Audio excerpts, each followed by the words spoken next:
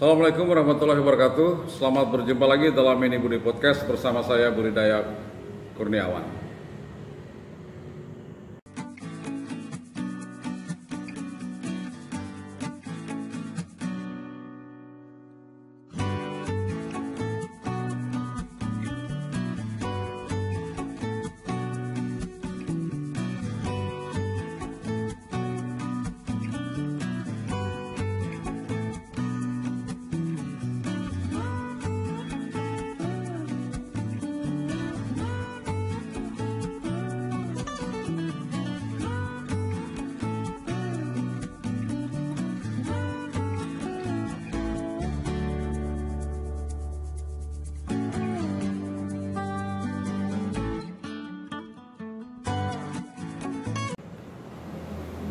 Kali ini saya akan berbicara banyak tentang kesesatan pikir tentang tradisi kayau atau headhunter atau memenggal kepala dalam tradisi orang Dayak di Kalimantan. Pasca peristiwa Sampit pada tahun 2001, kesalahpahaman terhadap orang-orang Dayak semakin membahana. Setelah peristiwa itu, orang menyimpulkan bahwa orang Dayak adalah masyarakat yang tidak teratur, tidak terdidik, barbarian, dan menyandang mandau kemana-mana, lalu memenggal kepala orang dengan semaunya. Salah kaprah itu terjadi karena kurang tahu atau kurang mengerti atau tidak ingin tahu bagaimana sesungguhnya sejarah kayau atau pemburu kepala atau headhunter dalam tradisi orang-orang Dayak di Kalimantan. Sebagai suku bangsa asli yang mendiami Pulau Kalimantan atau native of Borneo, orang Dayak memiliki ciri khas yang berbeda dengan orang-orang lainnya. Pada umumnya, orang-orang Dayak hidup menyesuaikan diri dengan alam dan sekitarnya. Alam menjadi guru kehidupan. Alam juga menjadi sumber hukum yang mengatur kehidupan bersama. Kata Dayak sendiri sesungguhnya tidak dikenal di masa lalu. Kata Dayak justru berasal dari kaum penjajah yang dimunculkan sebagai bentuk untuk mendiskreditkan orang Dayak. Beberapa kata dalam bahasa Portugis misalnya menyebut Dayakos sebagai orang yang berjalan seperti binatang atau orang-orang yang primitif dalam bahasa Belanda. Orang Dayak biasanya mengenalkan dirinya atau mengetahui dirinya sebagai orang Dayak sesuai dengan daerah aliran sungai tempat mereka tinggal. Orang Katingan, orang Barito, orang Kahayan, atau orang dari daerah-daerah lain di tepian sungai yang berbeda-beda. Salah satu isu yang seksi yang sering dibicarakan orang dan diidentikan oleh orang Dayak adalah tradisi mengayau. Pada masa lalu misalnya, upacara tiwah di tengah sangkaraya diletakkan kepala orang yang dikayau. Tradisi ini semakin menjadi bahan untuk mendiskreditkan orang-orang Dayak di masa lalu. Hingga kemudian orang-orang merasa atau menyimpulkan orang Dayak adalah barbarian, memenggal kepala orang dengan semaunya. Sebagai suku bangsa yang mendiami Kalimantan, orang Dayak banyak sekali. Mereka terbagi dalam banyak-banyak subsuku.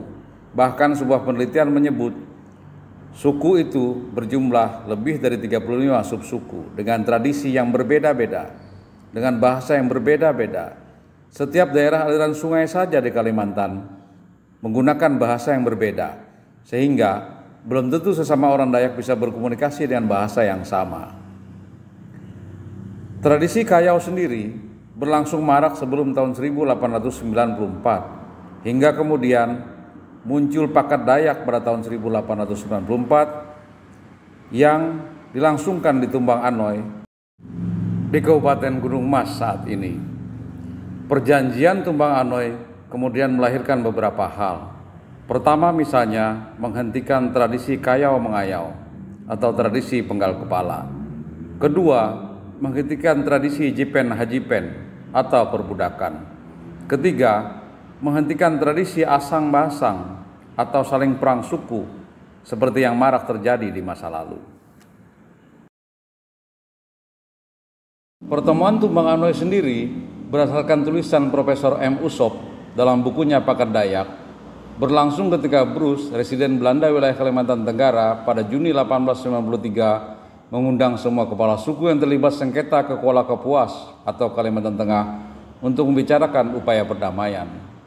Damang Batu, salah satu kepala suku Dayak Oddanum di Tumbang Anoy, menjadi tuan rumah pertemuan itu. Damang Batu kemudian mengumpulkan semua warga, juga mengusahakan semua akomodasi, juga konsumsi untuk para tamu. Pertemuan kemudian berhasil dilakukan dengan mengundang 152 suku ke Tumbang Anoy. Dalam rapat yang digelar selama 2 bulan, sejak 22 Mei hingga 24 Juli 1894 itu, sekitar 1.000 orang hadir. Mereka dari suku-suku Dayak dan sejumlah pejabat kolonial Belanda di wilayah Borneo ketika itu. Usop mencatat sedikitnya ada 50 kerbau, 50 sapi, dan 50 babi serta bahan makanan lain seperti beras dan ubi kayu disediakan untuk konsumsi mereka yang hadir ketika itu. Selain mengakhiri tradisi pengayauan, rapat akbar juga menyepakati beberapa keputusan penting, diantaranya menghentikan perbudakan dan menjalankan hukum adat Dayak di tanah Dayak. Dalam catatan sejarah yang ditulis Usop, rapat di perjanjian Tumbang Anoy itu juga membahas sekitar 300 perkara. Sebanyak 233 perkara dapat diselesaikan, 24 perkara ditolak karena kadaluarsa atau sudah lebih dari 30 tahun terjadinya, dan 57 lainnya ditolak karena kekurangan bukti. Walaupun tidak semua subsuku Dayak hadir dalam pertemuan Tumbang Anoy, namun perjanjian Tumbang Anoy dianggap berbagai pihak sebagai langkah awal orang Dayak menjadi masyarakat sipil yang teratur. Beberapa suku Dayak tidak hadir dalam pertemuan itu tetap melangsungkan tradisi kayau mengayau. Namun ada juga pihak yang menyimpulkan bahwa pertemuan Tumbang Anoy tidak lebih dari muslihat pemerintah Belanda ketika itu, karena pemerintah Belanda sungguh kerepotan menghadapi orang-orang Dayak di pedalaman. Banyak pasukan Belanda yang kehilangan kepala ketika masuk ke pedalaman dikayau oleh orang-orang Dayak. Namun, tradisi kayau sendiri sesungguhnya berhubungan dengan mitologi dalam agama Kaharingan. Di masa lalu, orang-orang Dayak percaya bahwa orang-orang yang meninggal karena dikayau justru mendapatkan tempat yang baik di surga bersama roh yang diantarkan ke surga melalui upacara tiwah. Namun karena tradisi kayau mengayau sudah berakhir pada tahun 1894, kepala orang yang ditiwah kini sudah diganti dengan buah kelapa yang diletakkan di tengah sangkaraya, pusat upacara tiwah dalam kepercayaan Kaharingan. Kayau sendiri sesungguhnya tidak hanya terhubung dengan manusia. Kayau sesungguhnya terhubung dengan keseimbangan alam. Karena itu, ketika ada orang Dayak misalnya meninggal tertimpa pohon, orang Dayak mengenal kayau pohon atau kayau kayu. Hal yang sama juga terjadi ketika orang Dayak misalnya tewas di sungai, maka terjadi kayau sungai.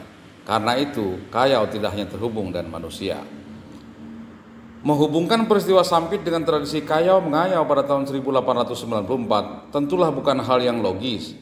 Yang menjadi pertanyaan besar kemudian adalah, peristiwa apa yang bisa memantik kembali tradisi lama yang sudah ribuan tahun itu berlalu? Tentulah peristiwa Sampit mengingatkan kita semua bahwa ada sesuatu yang memantik kemarahan orang Dayak sehingga tradisi yang telah punah itu muncul kembali. Tentu tidak ada yang perlu disyukuri dengan peristiwa Sampit tahun 2001. Tapi paling tidak peristiwa itu mengingatkan kita untuk satu hal, bahwa menjunjung tinggi kebudayaan, menghargai harkat hidup, menghargai adat istiadat tempat kita tinggal, apalagi sebagai pendatang, harus bahkan wajib dilakukan. Karena kalau itu tidak dilakukan, maka keseimbangan alam akan terganggu, dan orang Dayak punya cara tersendiri untuk menyeimbangkan alam kembali seperti semula. Di sisi yang lain, orang Dayak harus ekstra keras berjuang agar harga dirinya tetap terjaga. Jangan sampai orang Dayak menjadi seperti yang dipesankan oleh Buai Cilik Riwut, hanya menjadi penonton di pinggiran. Tempun petak mananasare, tempun uyah batawah belai, tempun kajang babisa kuat. Orang-orang datang berbondong-bondong ke tanah Dayak, merampas sumber daya alam, menyengsarakan orang-orang Dayak. Jangan sampai itu terjadi. Jangan sampai orang Dayak hanya menjadi penonton lalu membalas dendam dengan tradisi lama. Jangan sampai orang Dayak hanya bisa bertani di pinggiran tanah yang mereka miliki.